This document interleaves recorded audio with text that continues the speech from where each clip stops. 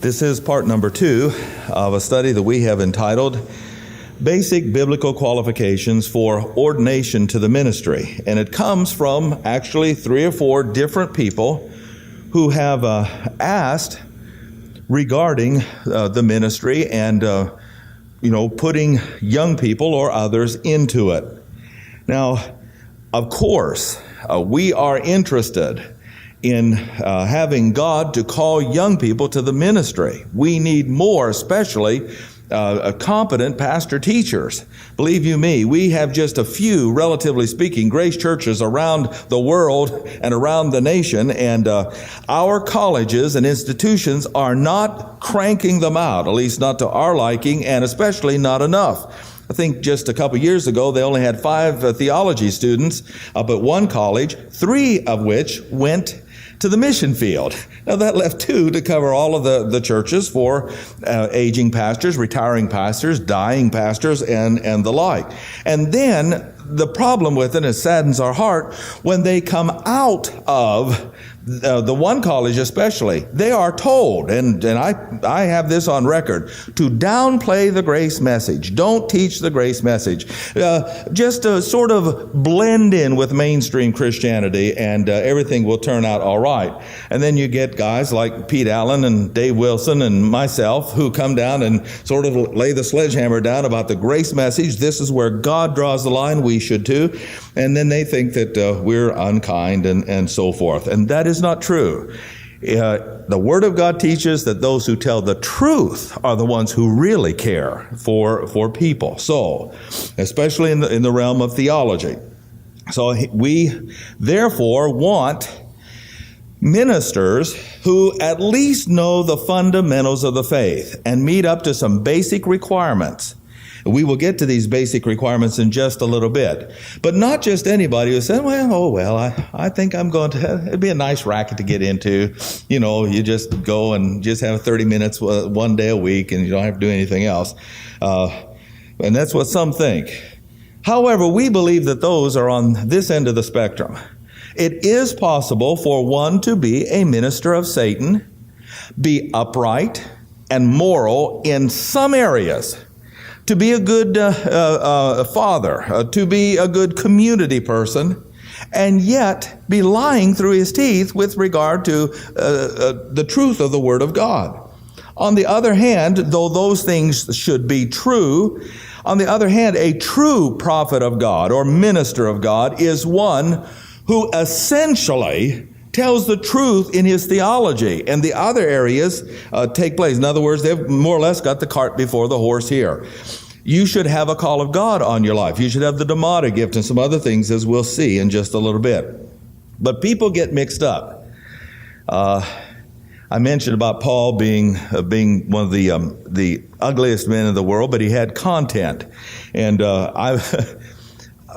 not long ago, we mentioned an actor, and to some, and this guy's name was Richard Gere. And you talk about a pretty boy. I mean to tell you, there's probably nothing. He's just a beautiful man. And said, but can he act? And the consensus was, who cares if he can act? All I have to do is look at him. And I say that to make my point. That's Hollywood for you.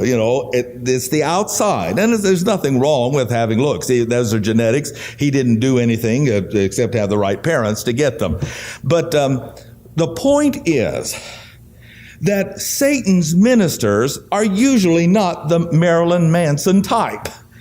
That is a distraction. He wants the world to think, well, that is what real evil is. So if we just purge that, we're going to be okay. But real evil is people who are influential, upright in their community, have the big super churches, but don't teach the truth. Those are more Satan worshipers than the other guy. He's going to be a flash in the pan. He's not going to last. But these others have stood the test of time. They are there. They're going to be there tomorrow, and they're popular, and they're powerful, and millions of people follow them. So we have to make this distinction. Now, In making this distinction, we have to understand where we are. There have been years where it wasn't popular to be in the ministry. Now we're cycling back where it's the thing to do. And the reason is our place in history. You have to understand, we believe that we're close to the rapture. We're in the rapture generation, that time is short for the world.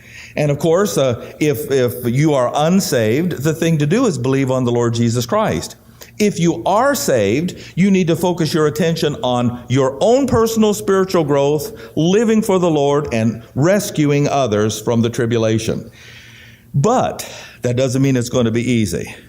There will be opponents. There will be those who enter into combat with you, and it'll come from all areas. And one of the areas, of course, will be in the rise of religion and religionists. You see, Satan has to bring in his counterfeits. And people do. They look at that and they see all of the people and all of the grandeur and bigger is better and the money involved in many of these things and think, well, they must be doing something right. And little do they know that the content of their message is wrong. For the most part, it is totally wrong. But you have to give rise to this because of what's coming up. And we'll show you that in a moment. Let's turn first to 1 Timothy chapter 4, verse 1. Where it says, "And the Spirit speaks expressly, that in the latter times, that is for the dispensation of grace, some shall depart from the faith, giving heed to seducing spirits and doctrines of devils." Now, what do? They speak lies in hypocrisy, having their conscience seared with a hot iron. In other words, it doesn't bother them if they bear false witness about the gospel to people. It doesn't bother them. They're in it for other motives, other reasons. Whether it's popularity, whether it's money, whatever, the influence that they have over lots of people, they're in it for the wrong reason. Therefore, they'll tell you, like the devil himself, anything just to suck you in, just to draw you in. And there are thousands of them out there now doing this very same thing. Now, note the word depart from, is the Greek word aphistemi. And it means to stand off or withdraw from. There is a true faith, according to the principle of grace before judgment, increased light as increased darkness is encroaching upon the world. But in order to counteract the light, Satan will have his counterfeits. And that's why we are now seeing a rise of religions. And in order to have religions, you must have leaders, religionists. That's why our seminaries are now bulging. Turn back with me to 2 Timothy.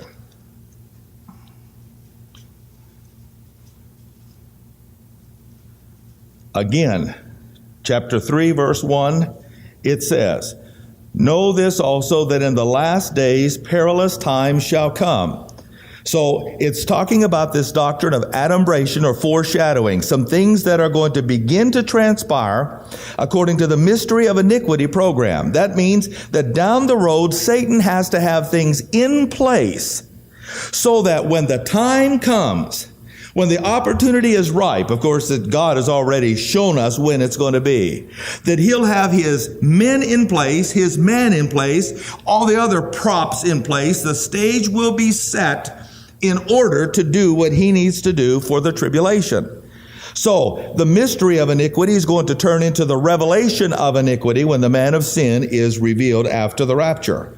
Till then, he has to have religionists that will support the harlot church. And it says in verse 1 again, "In the last days perilous times shall come." Verse 5, "They have a form of godliness." Greek word, morphosis. We talk about a metamorphosis, a change of form and what have you. Well, here it's talking about a structured thing. It is a way of doing things. And I always say this with regard to morphosis. And by the way, We as even grace people can have this form or mere religion if we say we're going to have a non-traditional Easter and we get a little fussy about it. I've had some say, well, maybe we do it this way, it's not going to be Easter. As I've had people say, well, it's not going to be Christmas unless we do it this way. And I want to say, that's religion. You got a form if you cannot change it.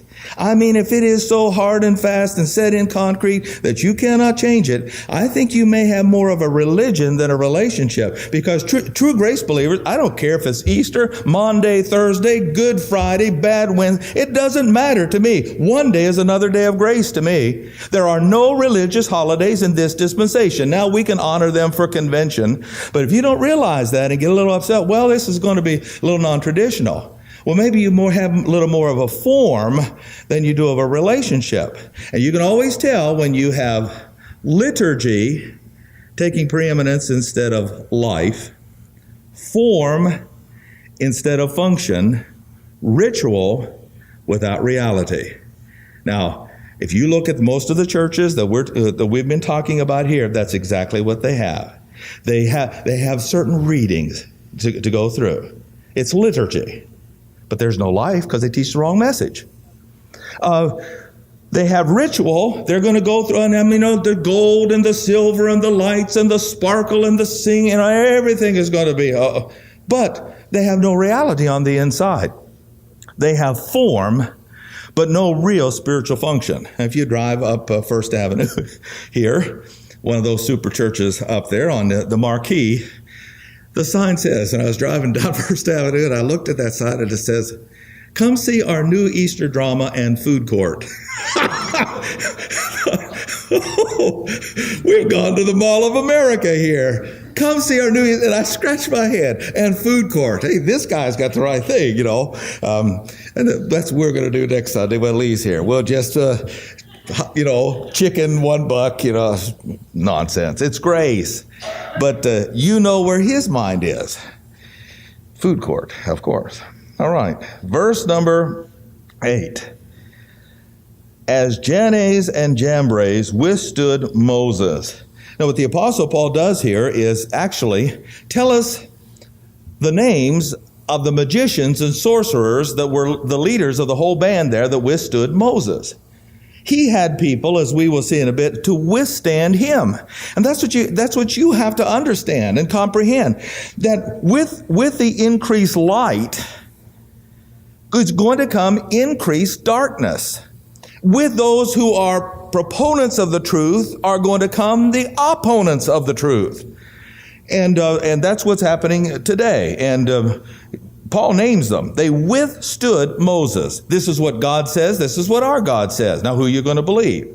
Moses showed them, and I'll not tell you the study in which he really showed them, but it was on 2 Wednesday nights. Some of you missed that blessed study.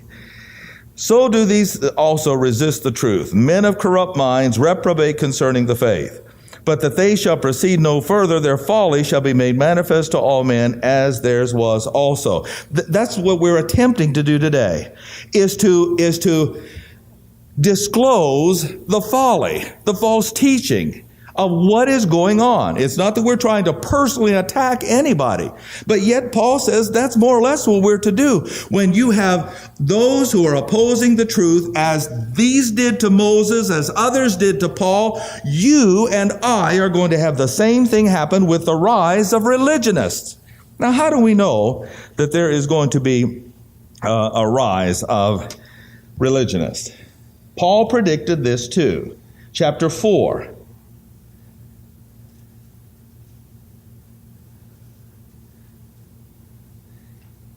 And verse number 3. For the time will come when they will not endure sound doctrine. Now, get that? It is a prediction. Yes, generally speaking, that's true, but it's going to be more intensified. The time will come. In the last days, he just told us about it in verse 1 of chapter 3. And that's what he is talking about, the days in which we now live. The time has arrived. Men are going to begin to become real religious. Why? Do you know that The paramount religious figure spoken of in the Bible is not Jesus Christ, because he doesn't have a religion. He gives men a living relationship. It's Antichrist. He, as God, sits in the temple of God, declaring himself that he is God. He blasphemes all that is true God, but he himself purports to be God in the flesh, God incarnate. And therefore, before you get to the tribulation period, he has to have a global religious mindset so that people will be more receptive to the lie. People will be more receptive to what he is attempting to do on this earth. Bring in a kingdom apart from the true king, which includes a form of religion, whereas Jesus Christ actually has the true form and function. All right. For the time will come when they will not endure sound doctrine, but after their own lusts. Remember not too long ago we did a little study here about consensus theology, building a church on community consensus, giving the people what they want. That's exactly what it's saying here. It is not what the Word of God says a church should be. It says, or a pastor should be, after their own lust. The old sin nature dictates the policy of building a church, and that's where we are now. We've arrived at the time where churches are appealing with Madison Avenue gimmicks to the lusts of men, because you've got to give people what they want or they won't come, rather than giving them the truth or what they really need and allow them to make the decision for themselves. So that's why people are entering the ministry. It's going to please other people. After all, it's their lusts that you're appealing to. It's their emotions that you're trying to salve and to stroke. So, let's go on. What do? After their own lust, they shall heap to themselves teachers having itching ears. Now, episorioo is the Greek, and it means to accumulate in stacks or stockpile. Now, what does that tell you? I know what it tells me, that in the last days, there are going to be a whole lot of people enter the ministry. There's going to be, excuse the phrase, a glut of them. They're going to stockpile them. One guy doesn't appeal to them, that's fine. Fire him. We've got several others back there. We know we've got a warehouse back there. We've got an assembly line where we are stamping out these little preacherettes, and if you don't like one, we'll just get you another. We've got heaps of them. And that's what the word is. They stockpile to themselves teachers. Why? Because they have itching ears. If the one doesn't entertain, then they'll go to the other guy. If the one runs out of jokes, which I did very early on in my ministry, they go to another. I'm glad that you all don't want a comedian. A clown you may have, a comedian, no. All right. Verse number 4. They shall turn away their ears from the truth and shall be turned unto fables. So, here we have a situation in which upon the world comes darkness. Where sin abounded, grace much more abounded. God begins sending light. So you have the clash of the doctrines, true and false. Therefore, you must also have the clash of the religionists or the false prophets and the true prophets. Those who are followers of the true, those who are followers of the false. And we're going to get persecuted. It's not going to get any easier from here. Okay. Let's look at the book of Titus. The book of Titus, chapter 1.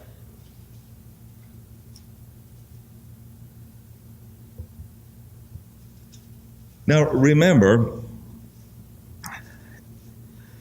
that you've got to understand that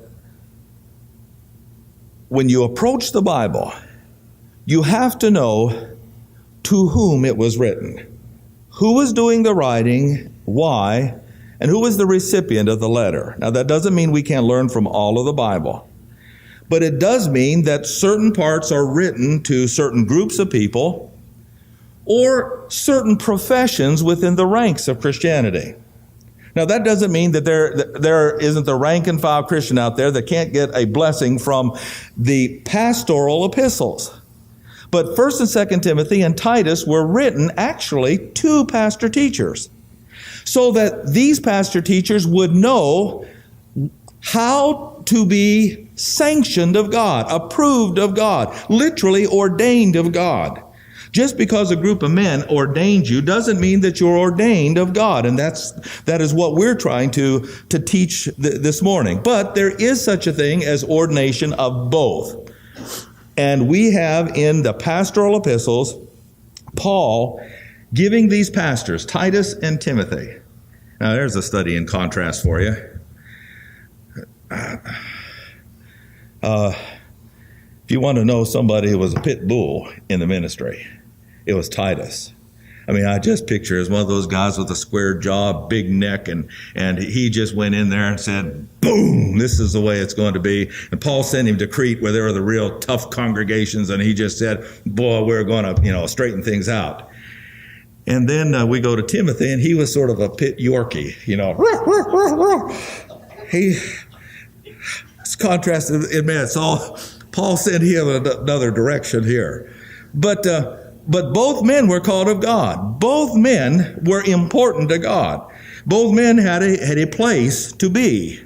And so he sent Titus here, but qualifications for the ministry were the same for all. It didn't matter their personality, though in essence, putting a pastor and congregation together, Paul used that. But the essential qualifications were the same. Note, verse number 9. Let's go there. We'll come back to some of these other verses later on. Well, let's go to verse number 5. For this cause left I thee in Crete, that you should set in order the things that are wanting. Now that is a phrase saying, sick 'em to the pit bull. Set in order. Do what you have to do. And ordain elders in every city. That is the ordination of pastors. But let's come on down here to verse number 9, and we'll see why. We'll come back to these others later in our study. Holding fast the faithful word as he has been taught, that he might be able by sound doctrine both to exhort and convince the gainsayers.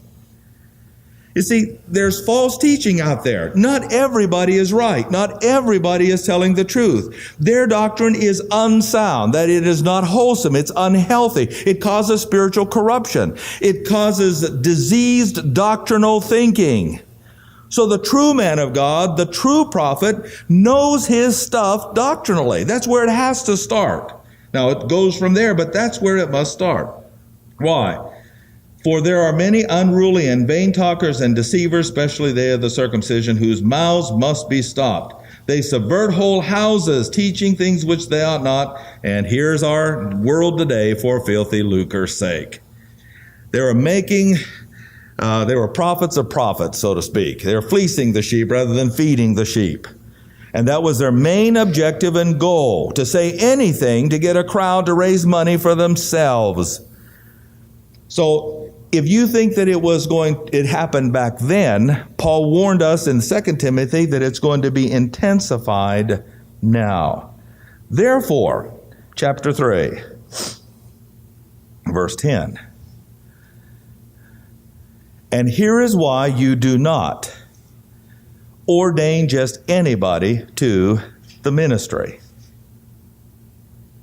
A man, and this is with reference to ordaining elders in every city, a man that is a heretic. Now, generally speaking, you could apply this to your witness to other people. You can keep on witnessing and praying for people and the like, but there comes a time when you begin to sense that there's not, God's given them up. They don't care about it, and you keep on praying, but you more or less have to back off and go towards somebody who might be receptive. But especially with regard to the ministry. He's telling Titus, now you've got a group of men here, but a man that is a heretic, after the first and second admonition, reject him. Reject him for what? For the ministry. He can't be in the ministry if he's a heretic, if he's not teaching the doctrines, because that's what a man's supposed to know. Have sound doctrine first. If he's a heretic, reject him. He shouldn't be in there. Why? Because you're going to send a false prophet to a church, and he's going to influence the people. And guess what? The next thing you're going to have is a whole congregation full of false believers. And this is why. Knowing that he that is such is subverted and sins, being condemned of himself. Believing the wrong thing is just as sinful as doing a wrong thing. And once you understand that all of these churches that emphasize the externals, there's nothing wrong necessarily in and of themselves. But if that external is their work to get them to heaven, guess what they're doing? They're sinning.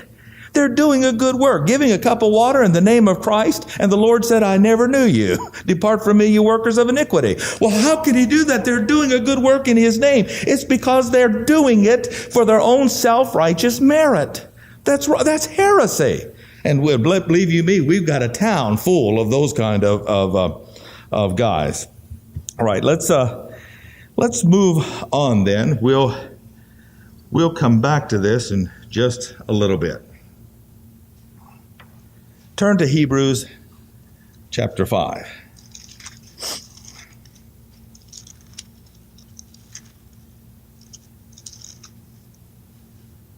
Hebrews chapter 5.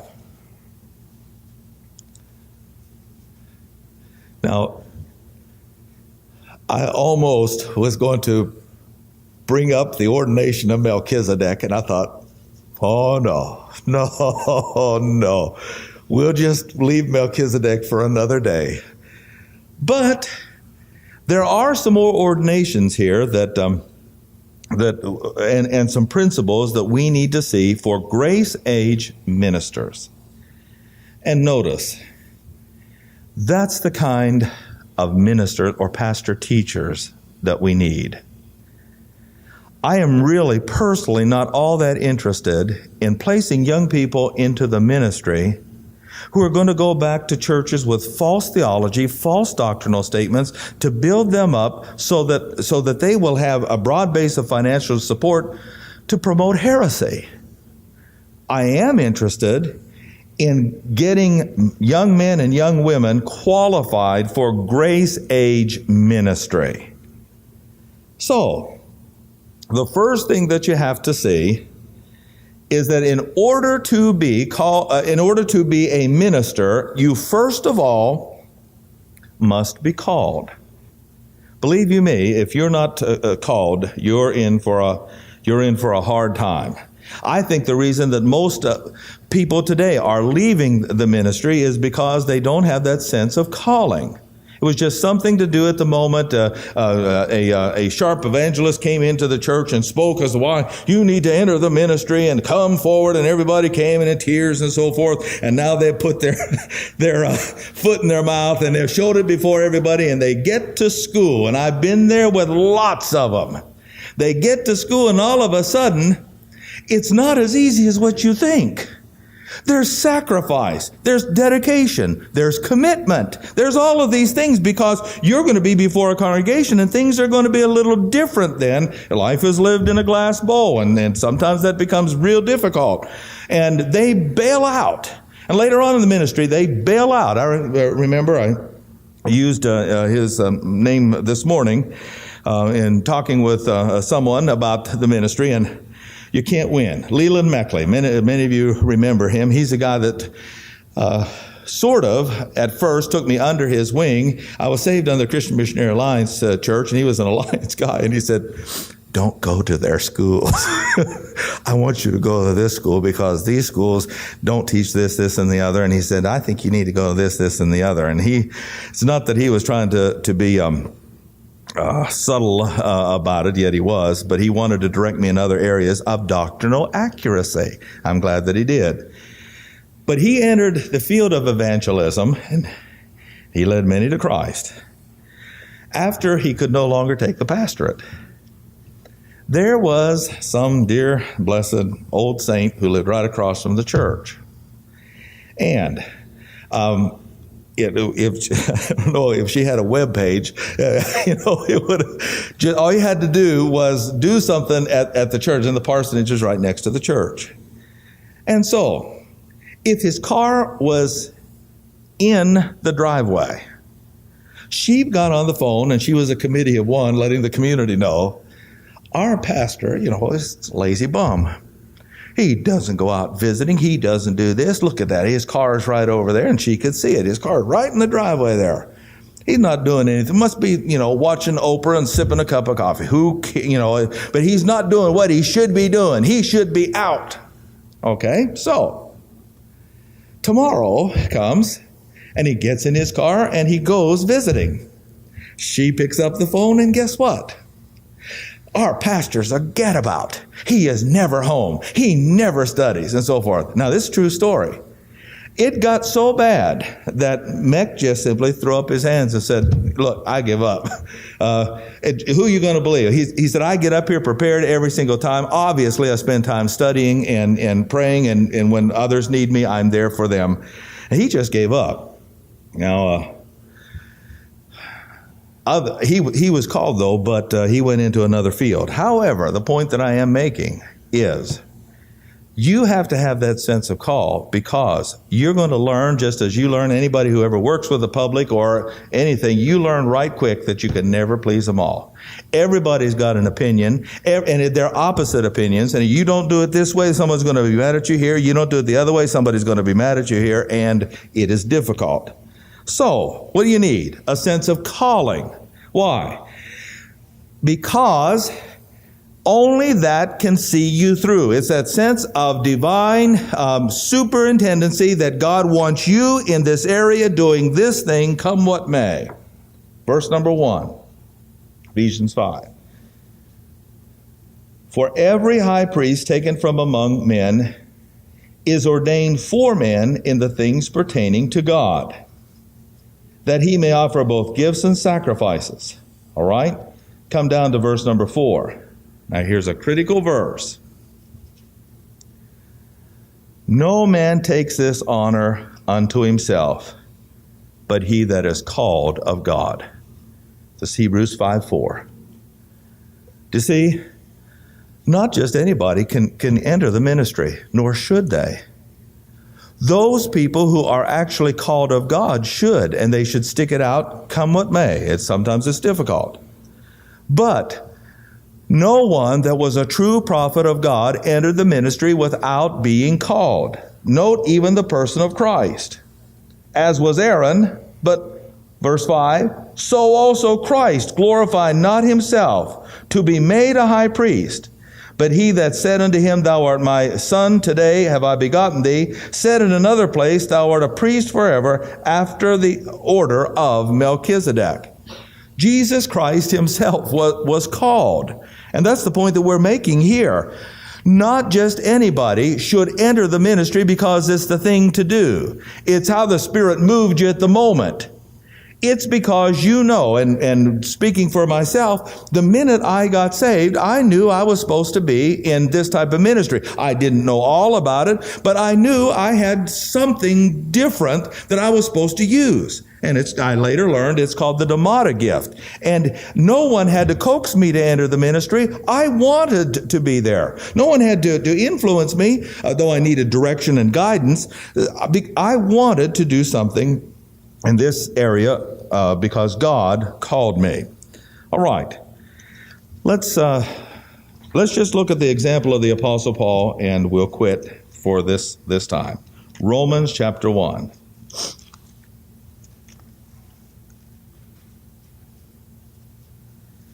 For the dispensation of grace, the prime example of a God-called minister is Paul himself. In almost every letter, he starts off with a reference to this. Verse 1, Paul, a servant of Jesus Christ, called to be an apostle. Now, we know that he was called in Acts chapter 9 and so forth. That's another story, but the point was, he was called. He had Jesus Christ to actually give him the Domata gift of apostle. Turn to 1 Corinthians 1:1.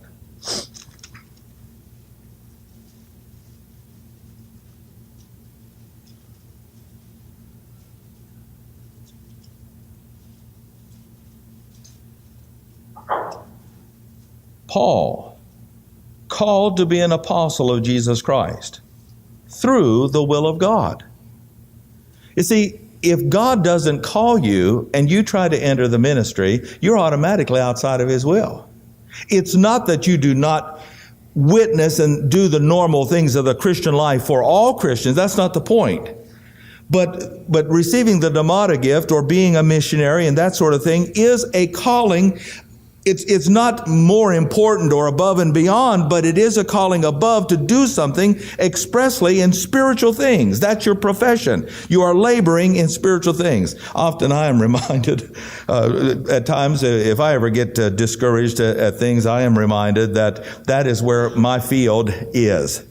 And that the world looks on the outward, and often you cannot see what's going on the inside, that I'm going to have to wait to the bema seat before I realize if I've ever gotten through to anybody. That's discouraging, because what do we all want? We want to see a result of our work. And I can't look into the hearts and lives of everybody and say, oh, yeah, well, boy, they're at level 4 of the at the edification complex. Yeah, they're at, here they're fighting a dominion demon and an angel and so. I can't do that. Sometimes it gets discouraging. But you keep on, all right? Point I'm making here is that there is a call within the will of God for certain individuals to be communicators professionally in that for the Lord. Come to chapter 1 of 2 Corinthians.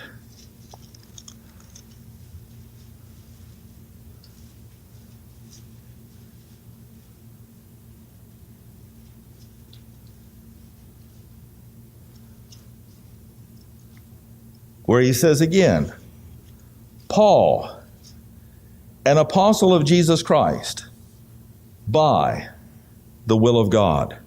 So every time he wrote the Corinthians, who were the most carnal group in all of the churches that he founded, he reminded them of who he was by the will of God. And often, if I had something to say to both so-called preacher boys and congregations, remind them of who their boss is and that they didn't choose their profession. God chose it for them. And that makes all the difference in the world with something like this. Now, one more verse of Scripture.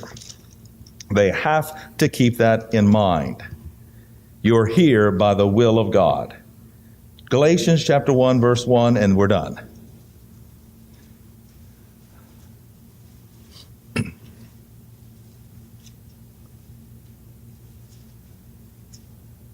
Here's an interesting one, and this is the point that we're trying to make with these qualifications as to why not just everybody should enter. Paul, an apostle, not of men, neither by man. That's important.